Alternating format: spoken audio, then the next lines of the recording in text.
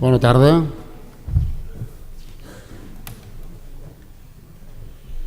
Començarem la presentació del llibre d'Alfons Duran Pich, Se'n va la crisi, se'n va la recessió, estaria bé això que s'anés la crisi, se'n va la recessió, la crisi es queda. Bé, en primer lloc deixeu-me agrair a la Casa del Llibre per cedir-nos aquest magnífic espai per fer la presentació d'aquest llibre i també agrair-los a tots vostès per la vostra assistència.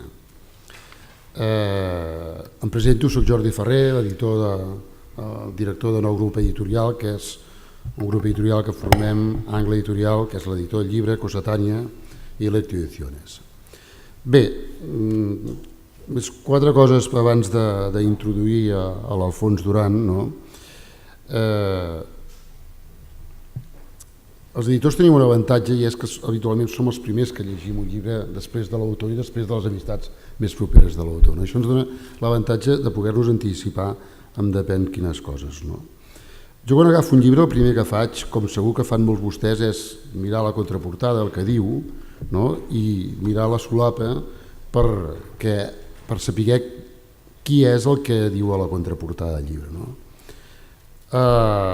Clar, molts de vostès segur que ja ho han fet en aquest llibre, però en tot cas invito a tothom a fer aquest exercici en aquest llibre, a mirar la contraportada, a mirar el que es diu en la portada i després mirar també qui ho diu.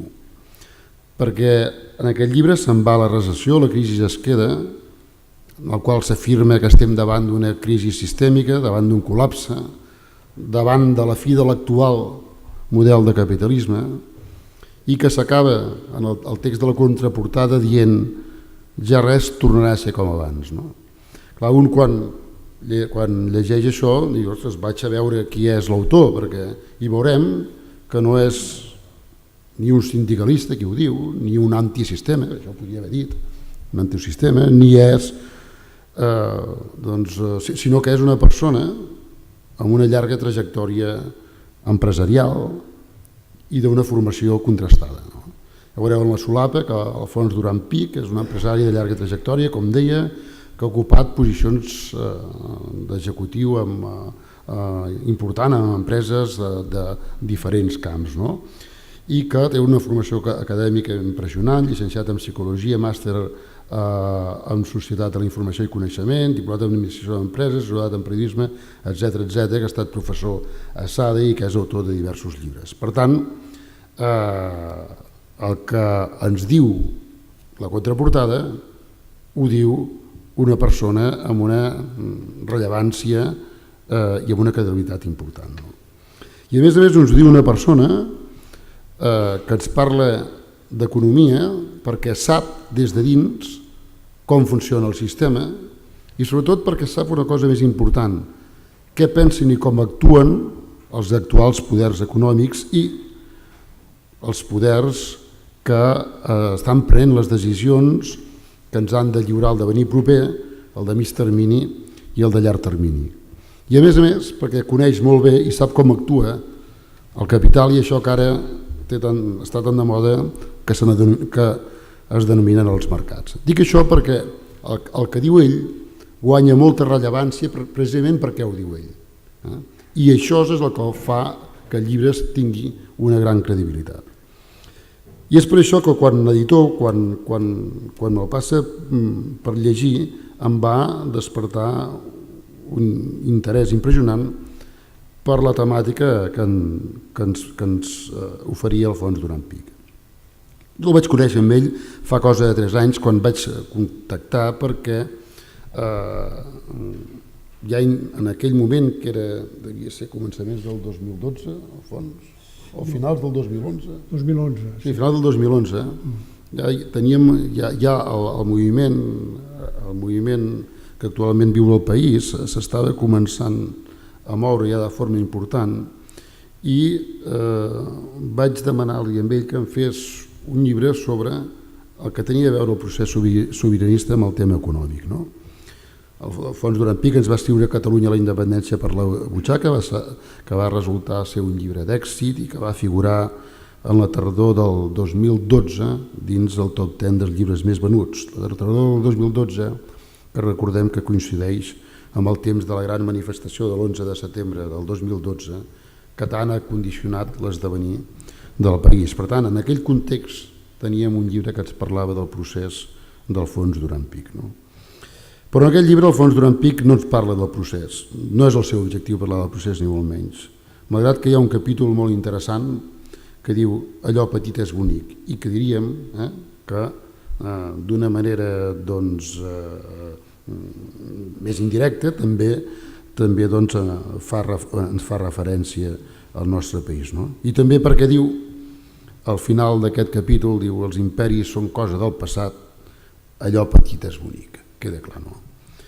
Diu, però sobretot el llibre, clar, ens parla d'economia i vol ser una sacsejada a tot l'idíl·lic futur que enmig d'una crisi impressionant com estem vivint ara ens estan presentant dia sí i altre també els dirigents econòmics i polítics mundials que ens diuen que arribarem a un futur esplèndid i que arribarà si seguim complint rigorosament les receptes econòmiques que ens dicten des dels seus poders. No?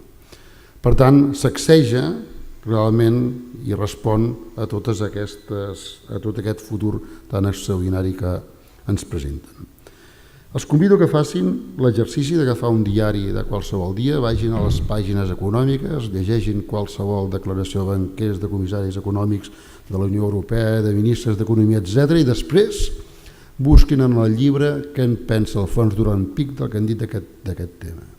Jo fa 2 setmanes, mentre es preparava, m'estava rellegint el llibre i preparava 4 notes sobre el que diria avui, llegia en una columna de La Vanguardia que als Estats Units tornen a circular els crèdits subprimes, no? Els crèdits brossa, aquells que es donen a persones amb moltes dificultats per tornar-los i pels quals es cobren grans interessos.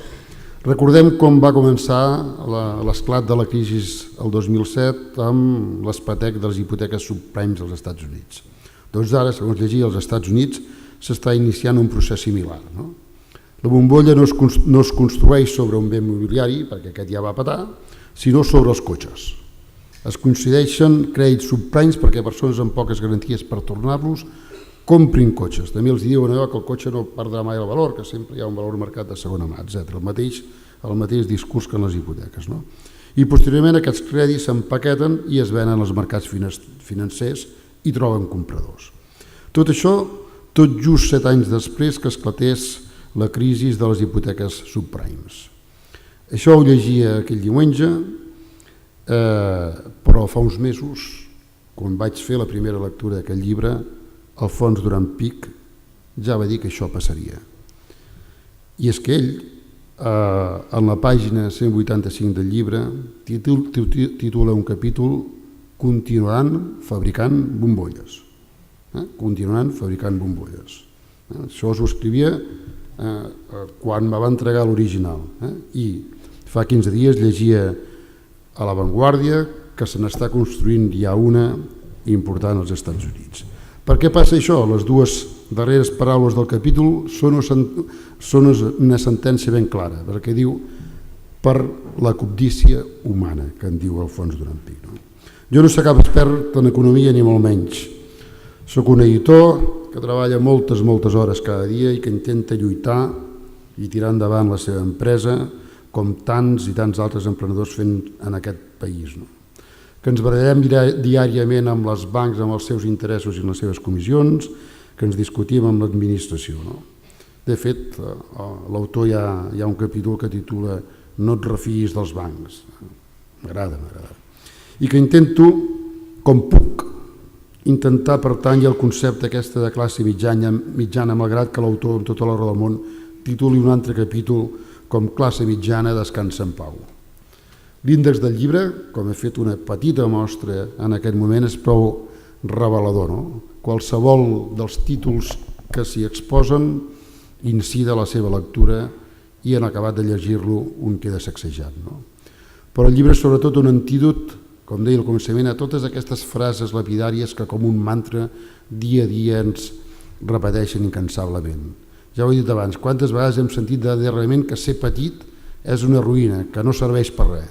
Contra això, Alfons Duran Pic ens diu allò petit és bonic. I quantes vegades se'ns ha anunciat que hem de defensar l'euro i la nostra pertanyença a aquesta moneda perquè més enllà d'això no hi ha res. De fet sí, hi ha la illa de Robinson Crusoe. No? Sí. Contra aquest mantra, Alfons Duran Pic ens diu hi ha vida més enllà de l'euro.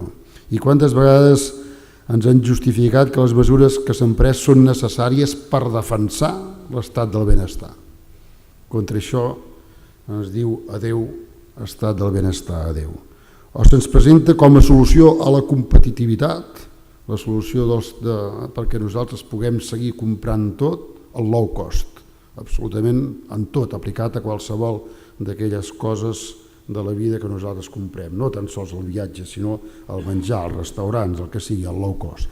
Contra això, en un capítol interessantíssim ens diu el low cost no és gratuït. Llegeixin-lo perquè val molt la pena també aquest capítol.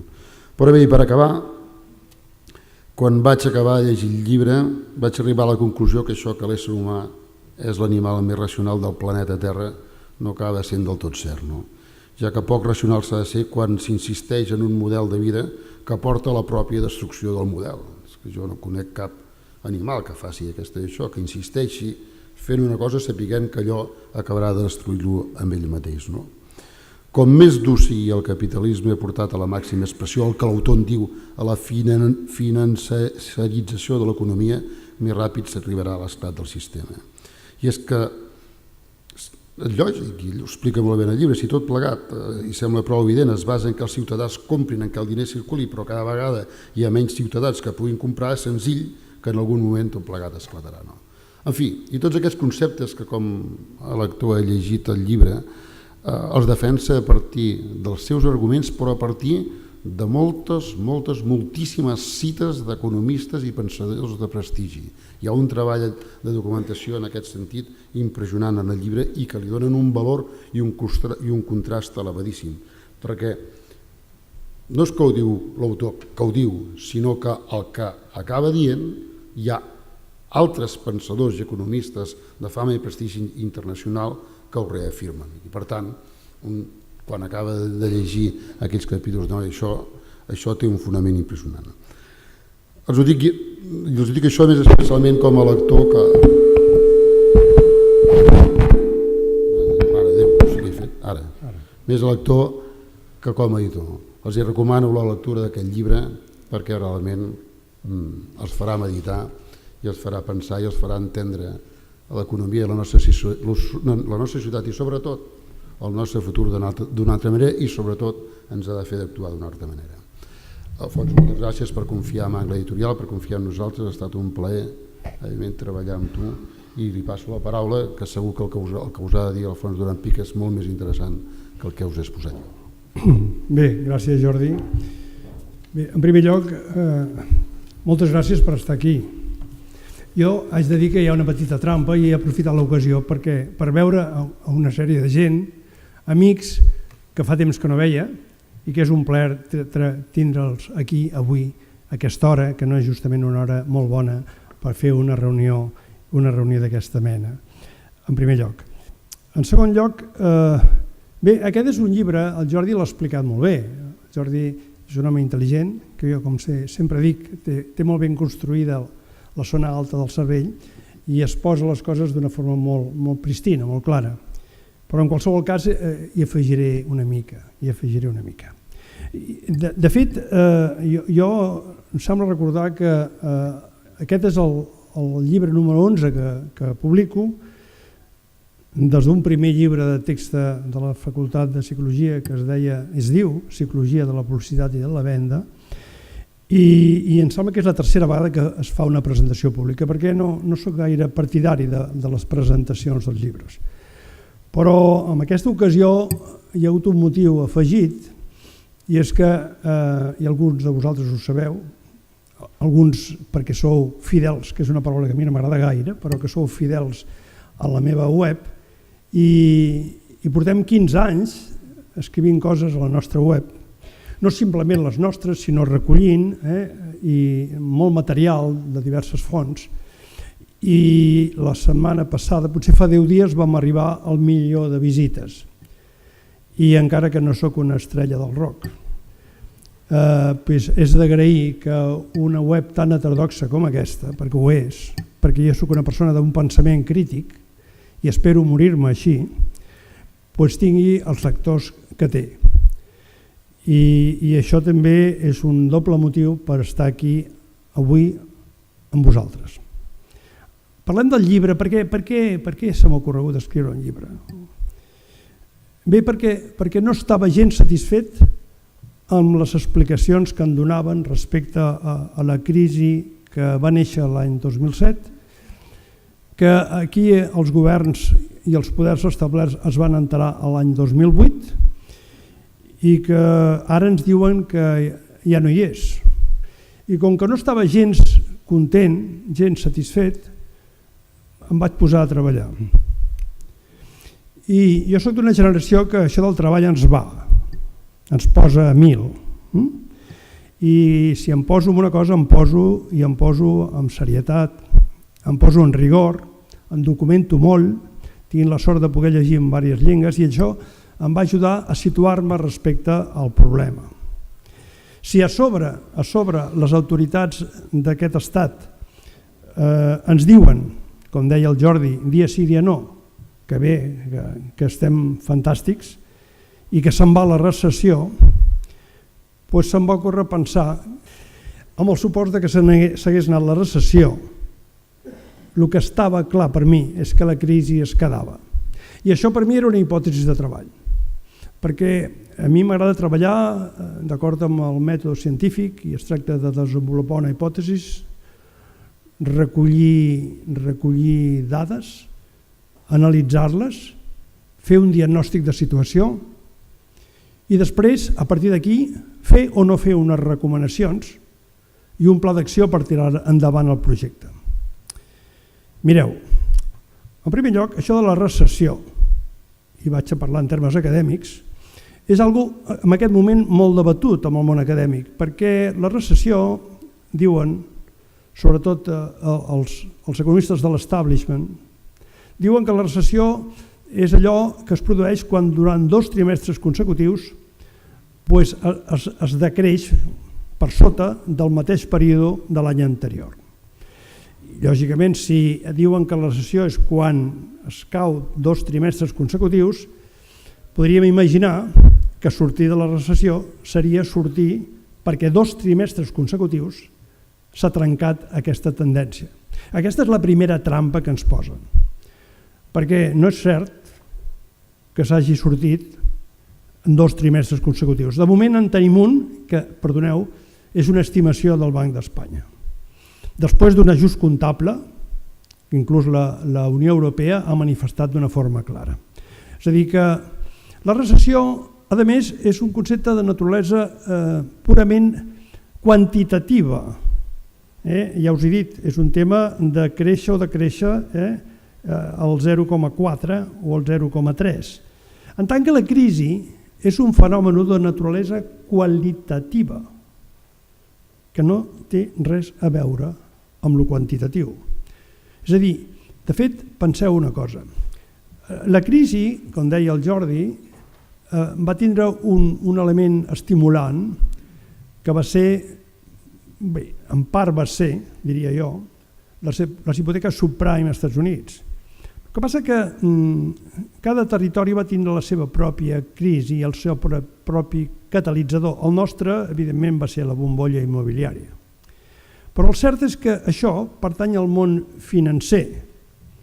I el cert és que darrere d'això es va desenvolupar un conjunt de crisi que estaven larvades, és a dir, estaven dormides, però que existien. Una crisi de l'economia real, no de l'economia de casino, una crisi de l'economia real, una crisi del deute, una crisi del sistema de l'entorn del mig ambient, una crisi del model d'estat, perquè els models d'estat actuals pertanyen sobretot a Europa a el que va sorgir després de la Revolució Francesa, 1789, i són estats feixuts que estan perdent els papers. O sigui, una crisi de valors era un conjunt de crisi.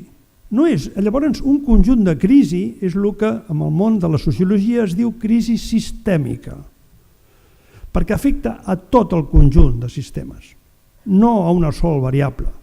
No és cert que sigui una crisi financera.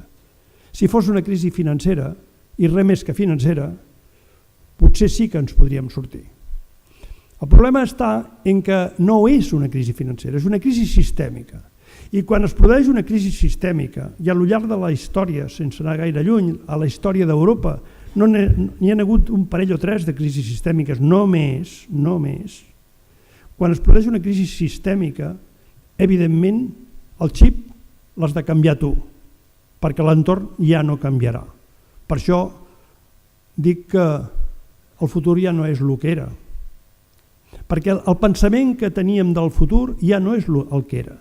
Jo recordo que amb un bon amic i company de treball que està aquí, amb l'Adrià Fises, a l'any 76 ens van passar força temps als Estats Units estudiant, fixeu-vos bé, mètodes i tècniques per gestionar el projecte de futur de la nostra companyia, que era una companyia del sector químic. I aleshores jo vaig tenir ocasió amb ell d'anar a un congrés a Cleveland i al cap de... Això va ser l'any 76 i l'any 79 em vaig anar al mateix congrés, que era un congrés de planificadors, a Londres. Del 76 al 79 ja va haver un canvi substancial, no de paradigma, però sí de la visió que es tenia del futur. I recordo molt bé unes paraules que em van frapar llavors. Jo era molt jove, eren tots molt joves, que va ser el que va dir el que en aquell moment era el Chief Executive Officer, el conseller delegat d'una gran companyia química que era Imperial Chemical Industries. Li van dir, i vostès com veuen el futur? I ell va dir, el futur vol dir d'aquí 3 anys. I va dir, no, perquè a Cleveland els projectes de futur eren de 15 anys. Diu, sí, però el món ha canviat. Va dir en Sir Harvey Jones, el món ha canviat.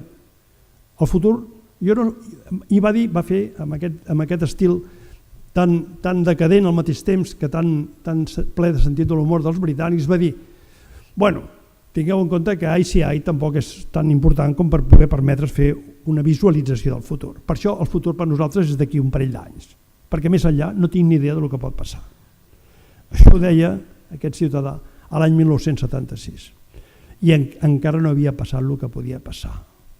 Perquè clar, quan parlem de la crisi sistèmica i ens portem les mans al cap i ens diem per què està passant el que està passant, vol dir també perquè no hem posat l'atenció en una sèrie d'elements que han estat passant al llarg del temps i que alguns han marcat molt el nostre projecte personal de vida. Jo he recorregut una mica això. Per exemple, l'any 1971, que diu, 71, qui estava viu? La majoria dels que estem aquí estaven vius. Algun, el meu net que està per aquí, no. Però certament que l'any 1971 es va produir un fet econòmic molt important, que va canviar la paritat del dòlar respecte a l'or. El patró or, com a referència de les monedes, va desaparèixer. I per què va desaparèixer? Les preguntes de sempre. Per què passa el que passa? Va desaparèixer perquè als Estats Units no es va veure capaç de continuar donant or a canvi de qualsevol moneda. França va reclamar la seva partida d'or i Fort Knox es va tancar. I es van començar a fabricar papers que es deien dòlars. I això és moneda fiduciària. I per què ho van fer els americans? Perquè tenien que financiar un dels seus grans errors estratègics, que va ser la guerra del Vietnam. I allò ja va ser algo que va una mica enfosquir la situació. I seguim endavant. El novembre de l'any 73 es va produir un altre element pertorbador. I és que el món del petroli, d'un dia per un altre, en 24 hores, el preu del cru es va multiplicar primer per 10. Per 10. Després va caure, però no va tornar al preu original. I per què va passar això? Per un altre gran error estratègic dels Estats Units, que no van saber tractar bé la guerra entre Israel i els països àrabs. I els països àrabs, que eren els grans productors de petroli, van reaccionar d'aquesta manera. I això què va significar? Això va significar una caiguda dels marges. Es treballaven matèries primes molt barates i aquesta caiguda de marges va produir unes rendibilitats més baixes. I això en quina mesura va afectar la resta de la societat? Doncs sí, perquè va afectar el factor treball. És a dir, en definitiva, en termes de rendiments de treball, la gent va veure que amb els mateixos diners no podia comprar el mateix que podia comprar un mes abans. Aquest mateix fenomen es va tornar a produir l'any 81, segon shock oil. Una altra vegada una rebrincada. Una altra vegada un problema d'escandalls, que dic jo. Un problema d'esgotament dels rendiments. I és que el món estava començant a canviar, encara que semblava que no passava res. Fixeu-vos bé, després del segon shock oil surt un nou missatge i és que realment el problema és que hi ha massa estat. Un actor de Hollywood que parlava molt bé l'anglès, que es deia Reagan, va arribar a president d'aquell gran país, que jo estimo molt. Jo en sento català i en segon lloc nord-americà, del nord, i espanyol molt poc. Però dit això, aquest senyor que parlava molt bé l'anglès va dir que el problema era l'Estat. El problema no era el mercat, era l'Estat. I va començar a privatitzar. Jo recordo encara, quan als Estats Units, a cada territori hi havia un banc que es deia The First National Bank of... i llavors la ciutat X. O sigui, a cada territori hi havia el seu banc, que era un banc comercial que recollia estalvis i feia préstecs. Això es va liquidar amb la idea de que sem competitius. Es va començar a privatitzar, tot. El tàndem Thatcher-Reagan van fer un treball extraordinari. Es van privatitzar els ferrocarrils britànics, van començar a haver problemes seriosos al Regne Unit. Mai hi havia hagut tants problemes amb els trens. Es va privatitzar i clar, això té un límit i això va sacsejar de nou el sistema. Però les coses van continuar i llavors va sortir un nou model i alguns van defensar la teoria de que s'havien acabat els cicles econòmics. S'havien acabat. Abans, la història de l'economia té cicles curts i cicles llargs, però en qualsevol cas els cicles s'havien acabat i llavors es va produir un altre fenomen, per mi tremendament negatiu, i aquest és un tema que he debatut amb una sèrie de col·legues i la majoria no estan d'acord amb mi, però jo us diré el que penso. El gran drama nostre va ser la caiguda simbòlica del mur de Berlín. Perquè al caure el mur de Berlín, el capitalisme, amb el mercat de les idees, es va quedar sol. I ja sabem, o no sabem, perquè els que esteu aquí sou empresaris sabeu que tenim que lluitar amb mercats oberts, però ja sabem que els monopolis són molt negatius. I si no, fixeu-vos el que passa amb l'energia en aquest estat, o amb la telefonia. És a dir, els monopolis són molt negatius. I amb el mercat de les idees el capitalisme es va quedar sol. I quan es va quedar sol el capitalisme, la resposta del capitalisme va ser tornar a les seves rels manchesterianes. I les seves rels manchesterianes, en aquest cas, com no es podien aplicar amb el territori, diguem, del món occidental, van trobar un mecanisme diferencial que va ser el suport de la globalització. Busquem rendes baixes, busquem mà d'obra barata, busquem manera de mantenir els rendiments. Ja que ens han pujat altres coses, anem per aquí. Clar, la globalització per ella mateixa no és negativa, al revés, perquè jo soc un liberal en aquest sentit. Mercats oberts, transparents, competència noble, però això no és competència noble, perquè si en un país no hi ha cap prestació social i en un altre hi ha potser un superabús de prestació social, és evident que això no es pot posar a la mateixa taula. Aleshores, què va passar també? Va passar que va continuar el deterior de les rendes de treball, I com que es va deteriorar les rendes de treball, però el sistema capitalista funciona gràcies al consum, que és el motor del sistema, llavors se'ls va ocórrer que la solució era posar els interessos a zero.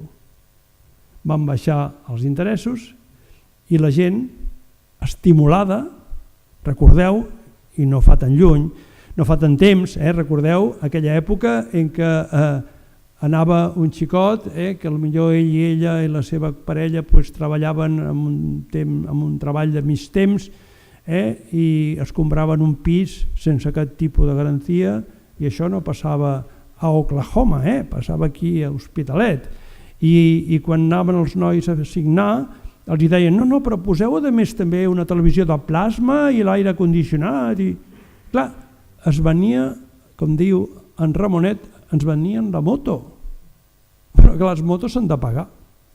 I clar, la gent va créixer en termes econòmics, endeutar-se a base de deute i deute i deute i deute, deute acumulada que després ha explosionat. En paral·lel a això, hi havia uns sectors que aquests sí que estaven traient rendiment de tot això i que no pertanyien a l'economia real. És a dir, quan es parla de noves tecnologies i tothom diu que és fantàstic això de que avui dia tens internet i en treus un rendiment, pots accedir a molta informació, pots creuar-la, pots documentar-te i moltes altres coses, alguns obliden que les tecnologies han sigut realment en certs aspectes molt negatives per a la nostra societat, perquè les tecnologies han permès el que mai abans es podia un imaginar, i és que amb un nanosegundo,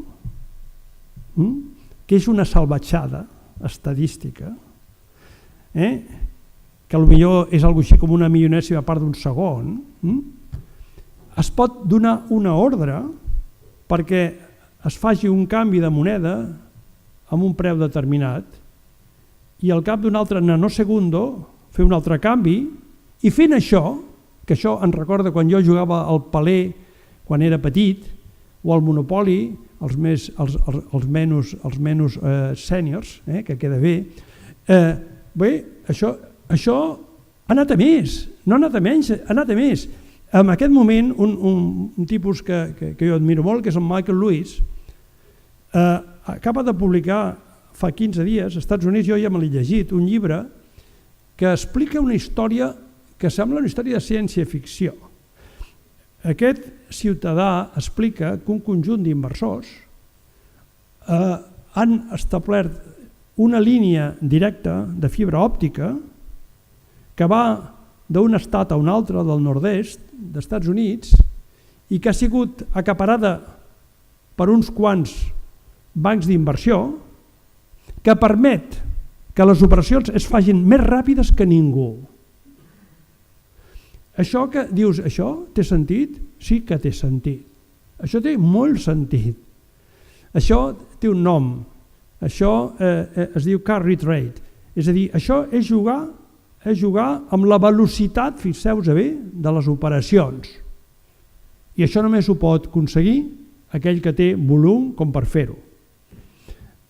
Jo explicava no fa gaire a BTV una anècdota perquè no ens ha passat a nosaltres, no?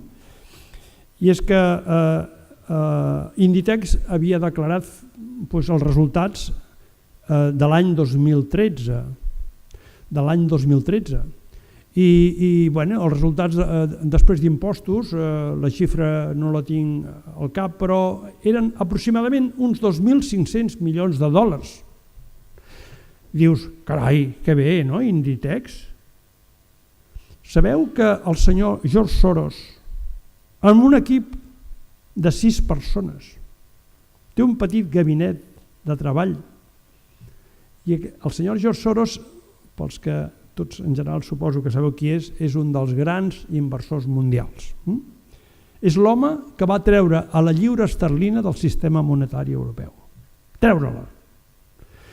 El senyor George Soros, quan va guanyar a l'antic partit demòcrata liberal japonès, és un tio molt intel·ligent, va estar fa un any a Barcelona, va dir, aquests tios canviaran el xip, aquests tios trauran a Japó, que està en un estat zombi des de fa 20 anys, els trauran d'això. I aleshores, què va fer? Va demanar a crèdit una autèntica barbaritat, milers de milions de iens. I els va agafar i els va transformar en dòlars. Al cap de 2 mesos i mig havia guanyat, em direu, brut o net? Va, deixem un brut, encara que té prou assessors fiscals com per pagar molt pocs impostos. Havia guanyat 4.000 milions de dòlars. 6 persones. Inditex. 2.500, 4.000. Això és el que es diu la financiarització de l'economia. Això, socialment parlant, és una barbaritat. No té sentit. Les coses que no tenen sentit no funcionen amb el mig termini. Poden funcionar puntualment, però no funcionen. És a dir, realment està passant el que està passant perquè hem deixat, a poc, que l'economia real passi a un segon plano. Que produir coses no val la pena. En Schäuble, és l'home que és l'home fort del govern alemany, és l'home que va en camí de rodes, en cadira de rodes. En Schäuble fa un any va visitar el pati d'operacions del Deutsche Bank a Frankfurt. És un home molt rigorós. En Schäuble va en cadira de rodes perquè el pobre home va tindre un torrat, perquè realment era un home que estava desquiciat, li va pagar un tiro i va quedar en cadira de rodes. Però després de l'Angela Merkel és l'home que més mana a Alemanya. Al sortir li van preguntar què li havia semblat i els periodistes econòmics, i ell va dir que li havia semblat molt bé i molt malament. I bé, el molt bé no li van preguntar, molt malament per què, doctor Schäuble? Diu perquè he vist, ara que es parla tant de talent, tothom parla de talent, el talent ha existit tota la punyetera vida, perdoneu-me, no l'han descobert ahir. Passa que hi ha gent que en té i hi ha gent que no en té. Va dir, a mi em fa molta pena veure tanta gent de talent passant 70 hores davant d'una pantalla d'ordinador quan podien estar construint ponts, dissenyant projectes, venent els nostres productes. En definitiva, m'agradaria que estiguessin a l'economia real i sé que no ho estaran mai perquè guanyen aquí 10 vegades el que guanyarien a l'economia real. És a dir, que la gent més capacitada s'orienti cap aquí, que quan tu analitzes una mica el perfil dels grans inversors et dones compte que molts d'ells són físics. Em refereixo a la gent que fa les operacions. Doctors en matemàtiques. Aquesta gent està al marge de l'economia real, no els importa un bledo. Aquí hi ha una persona que gestiona la meva cartera i m'entendrà perfectament. Ell és un bon professional, però ell sap perfectament el que penso sobre això. L'economia real ha passat a un tercer plano i això és molt negatiu per a la societat. Per això, quan jo dic no te'n fiïs dels bancs, és perquè realment has d'anar amb molta cura amb la teva relació amb els bancs. Perquè els bancs han anat perdent, a poc, aquella cultura tradicional, la cultura de que jo li gestiono els estalvis i tracto de millorar el seu rendiment. Vostè ha estat treballant tota la vida i vostè mereix un respecte. El que no pot ser és que hi hagi engany, que hi hagi mentida. El que no pot ser és que et venguin caixes plenes de sorra o d'aire, que és el que han estat fent tots plegats.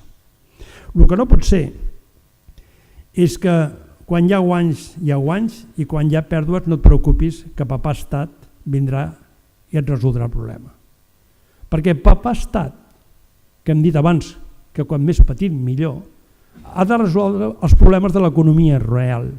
El que no pot ser és que es jugui al xantatge de que si acabem amb el sistema financer acabarem amb tot, perquè no és cert, És a dir, hem de pensar, en definitiva, que hem entrat en un territori desconegut. Jo sóc dels que crec que a partir d'ara el que veurem seran petits arreglos. Tenim el sistema capitalista perquè no en tenim cap altre, perquè amb el mercat de les idees treballa sol. El sa seria que se'l controlés una mica, però aquí ningú controla ningú. A més, a tot arreu, també a casa nostra, funciona la porta giratòria. I la porta giratòria consisteix en que si analitzeu els consells d'administració de moltes empreses, sobretot aquestes empreses que estan a l'IBEX, us donareu compte que està ple de polítics retirats. Això és la porta giratòria. El que no pot ser és que jo avui estic aquí i demà estic allà per aprovar-te el que tu m'has demanat. Perquè això és indecent. Això no ajuda. En Keynes deia en una conferència l'any 1933, deia a la Confederació d'Empresaris Britànics, els deia: aneu amb molta cura amb els salaris dels vostres treballadors. I llavors en Keynes, que tenia un sentit de l'humor extraordinari, a part de ser un dels grans economistes de la història de l'economia, llavors posava el dit i dirigia el dit amb un i deia: perquè els teus treballadors li compren els productes a tu i el tu amb aquest. I llavors els hi posava de manifest la relació, la interacció que existeix entre totes les parts. I això és important si volem realment que dintre de les penúries de la realitat les coses vagin una mica millor. Ara bé, les coses, i torno al començament, ja no seran mai com abans. És a dir, la borratxera dels 90 s'ha acabat. El que has de canviar és el xip. I us diré més, potser perquè soc d'una generació de la postguerra i la postguerra vam veure penúria a tot arreu. Jo penso que tampoc és tan negatiu això, perquè una de les coses que un identifica quan fa un anàlisi en profunditat és que es pot viure amb menys. Es pot viure amb menys. És cert que si tots plegats fem això, el sistema tindrà un problema molt greu. En aquest moment hi ha un tema que en economia es diu la bretxa cíclica, que s'expressa dient que a molts sectors industrials s'està treballant a un 60% de la seva capacitat. Això és una diseconomia, això és una pèrdua d'eficiència i això està passant. Imagineu-vos a vosaltres que hi ha una retracció. Aleshores, per això algú que m'ha preguntat diu: però dones recomanacions? No. I sabeu per què no les dono? Perquè no les tinc. El que sí que tinc molt clar és que, evidentment, les coses han canviat. El que sí que tinc molt clar, per exemple, és que l'estat de benestar que vam tindre fins als 80, i ara parlem de l'estat espanyol, s'ha acabat. Perquè, fixeu-vos en una dada, on es concentra la despesa sanitària? En la gent de més de 65 anys. I tenim una piràmide demogràfica que no té res a veure amb la piràmide demogràfica que es tenia fa 50 anys. Jo vaig estudiar a Deusto i jo tenia una assignatura a la llicenciatura de Sociologia que es deia Demografia, que li prestava una atenció mitja.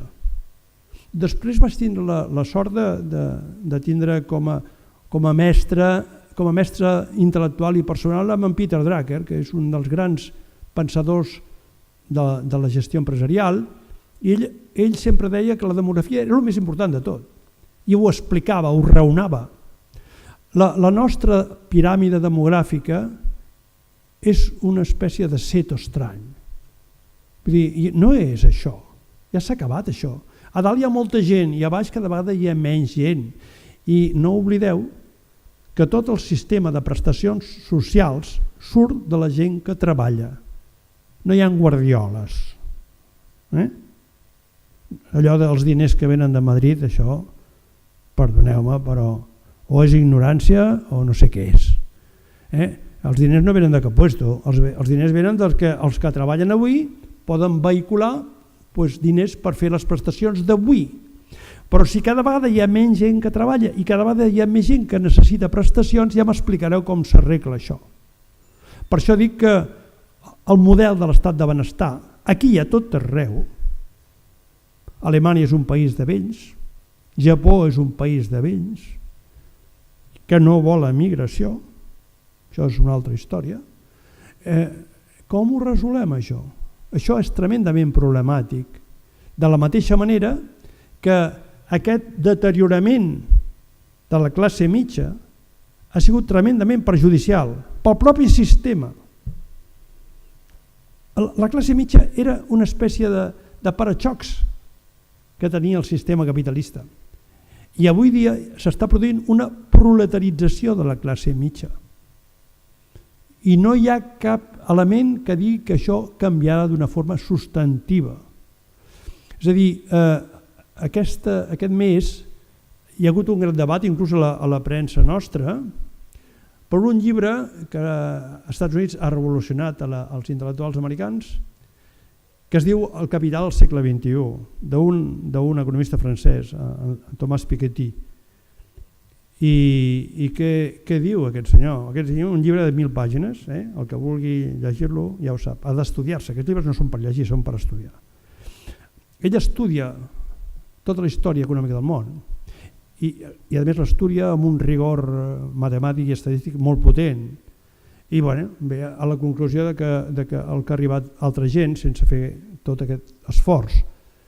I és que cada vegada el poder i els diners està més concentrat. Es produeix un desequilibri, o sigui, hi ha un indicador que és el coeficient de Gini que marca la distància social entre els rics i els pobres, cada vegada és més gran. I continua sent més gran, inclús en els moments més terribles continuava sent gran. I això és un disbarat. Això no és un problema, com dic jo, no és un problema de ser bo o no ser bo. És un problema de sentit comú.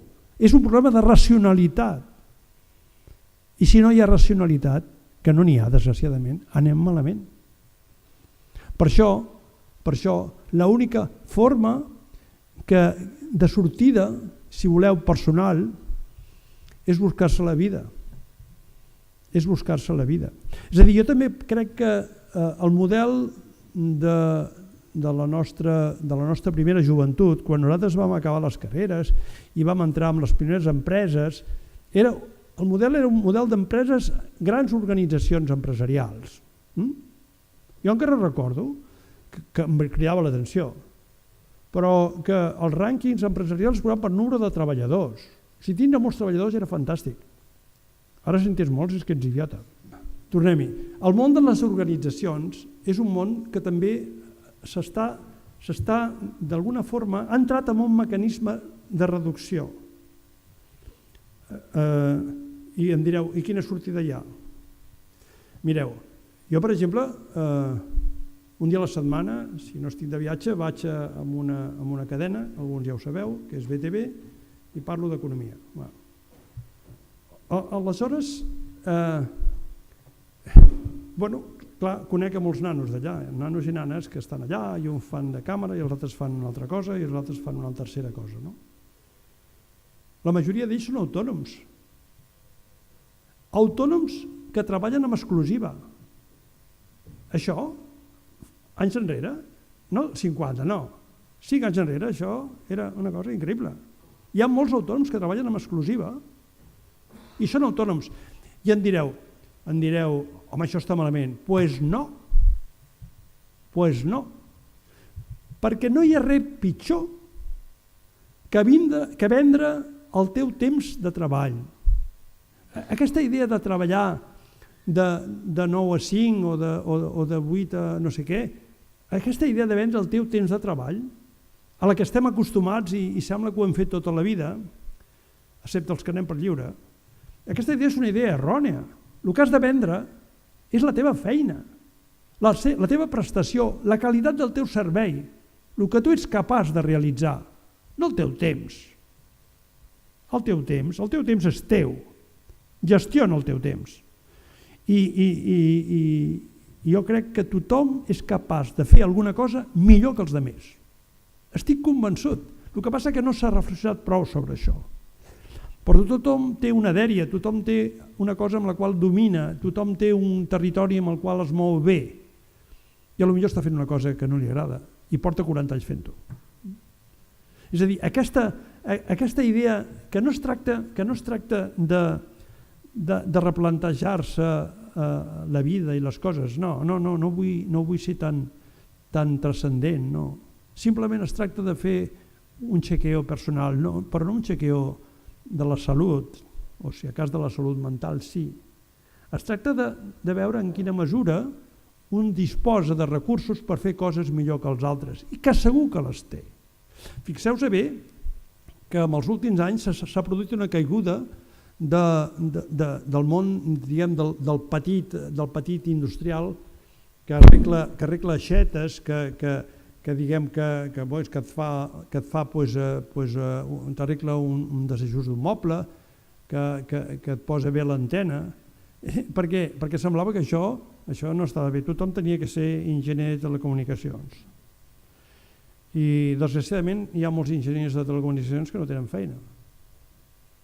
I hi ha molta gent hi ha molt poca gent que arregla aixetes. Deixeu-me que us expliqui, que és una hora bona per explicar un acudit. En un bufet, diguem, de prestigi de Manhattan, el top, l'abogat top, tenia, com és habitual allà, el seu bany particular, no? I un dia l'aixeta se li va fer malbé i li va dir a la seva secretària, escolta, has d'avisar algú perquè aquesta aixeta no tanca bé i això em molesta, inclús el soroll molesta perquè és molt fi aquest tio. Llavors, la noia va buscar i va trobar a New Jersey, perquè a Manhattan no en trobava, però és un tio que sí, que d'això. I va arribar i passa, que el jefe llavors va entrar i el jefe li va dir, mira, aquesta aixeta, veus aquesta aixeta, veus que papi, a mi em molesta molt això. Bueno, no es preocupi. Llavors l'home va agafar, va treure una eina, va treure l'aixeta, va canviar un filtre, va posar tal. Vol obrir-la? Torna? Què li sembla? Molt bé, perfecte, estupendo. Escolti'm, què li dec? Perquè la noia ja li pago jo. $300. Diu, $300? Diu, però què diu ara? Però, escolti'm, però això és un bufet d'abogats de gran prestigi, Vostè ha estat 5 minuts. Vostè em cobra $300. Vostè què es creu que cobra una hora al meu bufet d'abogats de gran prestigi? Diu, ja ho sé, perquè abans era advocat. És a dir, hi ha un desajust. Hi ha gent que té unes capacitats que avui dia no són d'utilitat.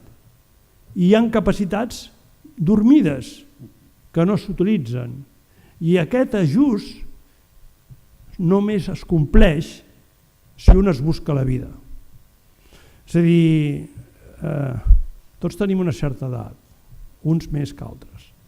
Però jo crec que el futur va cap aquí. El futur va cap aquí, és a dir, el futur va a una societat, diguem, d'independents. Una societat amb la que insisteixo, vendrà les seves capacitats. Allò tan vell també d'en Pablo Picasso, que va anar al notari amb una operació molt complicada i s'hi va passar tot el dia a casa del notari i al final a l'hora va acabar i el notari, clar, encantat de la vida, li va dir Don Pablo, que li deien a França, Don Pablo, sisplau, em pot fer aquí un dibuixet? I en Pablo Picasso va agafar el paper aquell que li va deixar aquell i pum, li va fer un dibuixet. I li va posar, posi'm el seu nom i li posa la fitxa. I l'oficial del notari li va dir, carai, Don Pablo, quina manera de guanyar-se la vida, perquè escolti'm, aquesta feina ha costat molts diners amb aquest notari. Vostè es guanya la vida molt fàcilment, en 5 minuts, diu, 5 minuts i 80 anys treballant. És a dir, aquí quan es parla de tot això s'ha d'introduir un concepte que a vegades hem oblidat i és el concepte del treball, de l'esforç, de la dedicació, de la comprensió de la realitat, del fugir de la fantasmagoria, de la macroempresa. Les macroempreses desgraciadament subsistiran, almenys per un temps, ja veurem com acabaran. Però està clar que el món no va cap aquí. El món no va cap aquí. I deixeu-me que acabi dient, no vulgueu reproduir el model dels 90 i de primers del 2000, perquè aquest model s'ha acabat.